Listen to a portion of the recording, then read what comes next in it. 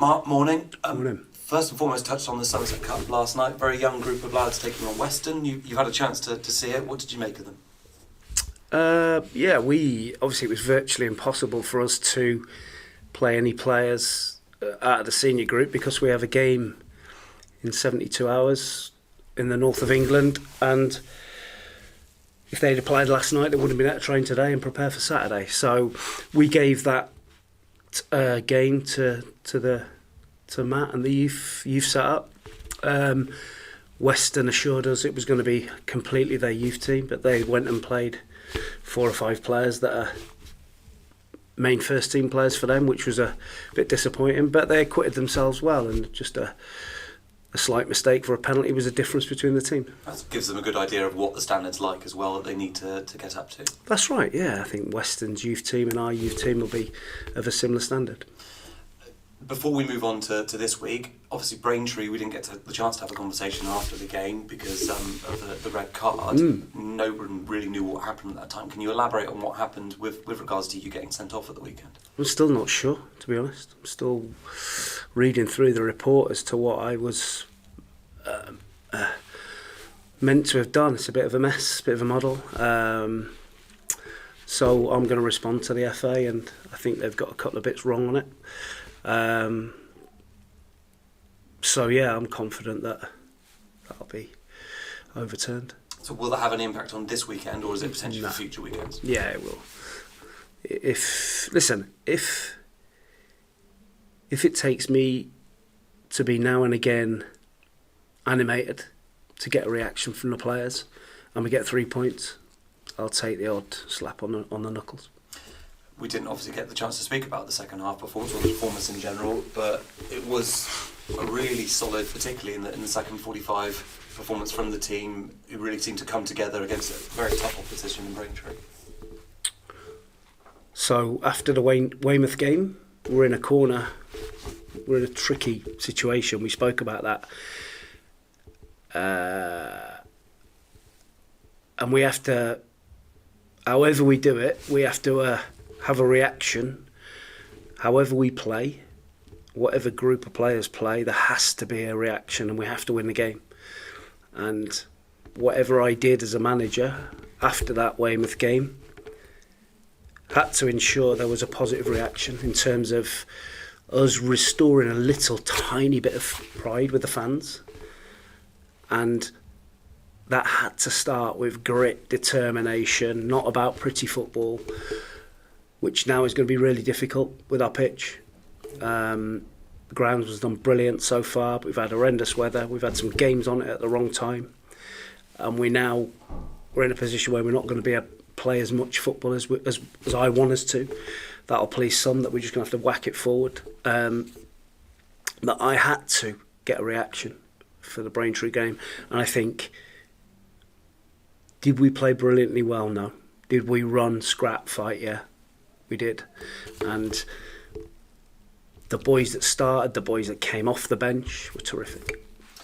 You mentioned when we spoke about Weymouth and the reaction to that, you were going to have to add an element of ruthlessness to what you're doing behind the scenes and to the side of the pitch as well. There were obviously plenty of things doing the rumour mill at the weekend about players being transfer lists and such. Are you expecting to see more of the turnover in the coming weeks in terms of ingoings and outgoings at the club? I'm really loyal to these players. I give them lots of chances to play. We look after them as a staff. We look after them and make sure they're really well prepared, rested. They know every tiny detail about where they're going, at what time, who they're playing against, what the opposition players had for breakfast. And I love them all to bits. But my job is I have to get results. I live and die by that. I have to get results. Now, when you lose to Weymouth in the manner we did, I have to rattle a few cages. And I'm not saying that we did or we didn't put anybody on the transfer list. I had to rattle a few cages. I had to dig a few people in the ribs to make sure we came out fighting. Did that work? We won the game. We got 3 points, and we showed a real tenacity. Whether people are on the transfer list or not, that's the club's business. But like I said to the players, you got to keep doing the job that it says in the tin. You know, whatever your job is in the team, you got to do that. That's what you get paid to do. And if I was gonna move players on, it would be for the right reasons. It would be somebody's not getting enough game time. Like we did with Dylan earlier in the season, picked up an injury, went to Western, did well at Western, came back. So there'll be other players in there that need some games and need stimulating. And if we did do it, that'll be the reason. And you mentioned previously about wanting to add to the attacking quarter. Obviously, you lost Kieran McGuckin getting recalled. Is that something you're still looking to do in the coming weeks? Yeah, we'd love to take Kieran back, but he's not available. We've tried to make that a permanent deal, but he's at a really good football club, and he's had some opportunities to play minutes in League One. But he loved his time here. I know the owner would move heaven and earth to get him back, but it's not our player. But we would love to bring Kieran back to give us Jar, Frank, all those boys that play at the top, give them a little bit of help. You got a big trip up north. Now, a lot's changed since the opening day of the season when you faced Hartlepool, including a change in manager, with Darren Saul leaving. Were you surprised to see that change in management a few weeks ago? No, because if you don't win games, you know, as a manager, like I've alluded to, your job as a manager, if you're at one of these big clubs, is to win games. If that's the remit, which Hartlepool will want to get, finish in the top 7 of the league, as they'll have a good budget. Lenny Lawrence, what a career, as a manager, lovely guy. He's managed loads of games, massive clubs, Charlton, Middlesbrough, Cardiff. He's been and he's been a mentor for some really good managers, and they now look a real formidable outfit, and you can see by their recent form, it's taken them to the brink of the playoffs, and we're expecting a really tough game up there. We couldn't have picked a longer trip, really, could we, for the last weekend before Christmas. We're going to get stuck in hours and hours of traffic, but listen, that's what it is. We've got to do it. You mentioned Lenny Lawrence there. It's was it not one loss in the last 9 league games? That was to York as well, away from home, that 5-3 thriller. Yeah. It's nearly 20 years since he was last the manager in a dugout.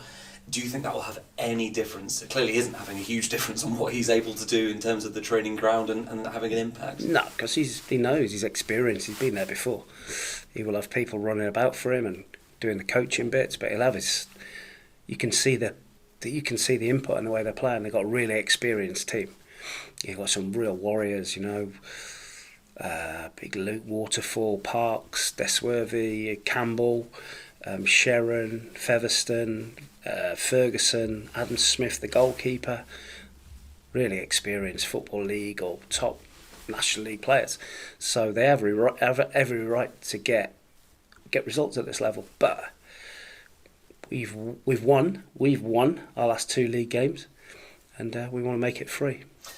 And in terms of your squad, you obviously were missing a few key players at the weekend. Can you give us an update on Plant or Whittle as well? Because they were pretty much last-minute admissions from the squad, weren't they? Yeah, Planty's had a scan, so his injury will take him past the end of his loan. So obviously he's now back at Port Vale. I think he's going to be 4 to 5 weeks, 6 maybe. So we'll have to reassess that once he's fit, whether they'll let him come back to us on loan or permanent, which we'd love. Alex Whittle's had a scan that's showed up clear. So hopefully, Sonny Blue picked up a knee injury last week, so he's still not available. So we're short on numbers, but listen, that doesn't worry me. Any hangover from the weekend as well in terms of anyone who went off on Saturday and isn't available or has struggled this week?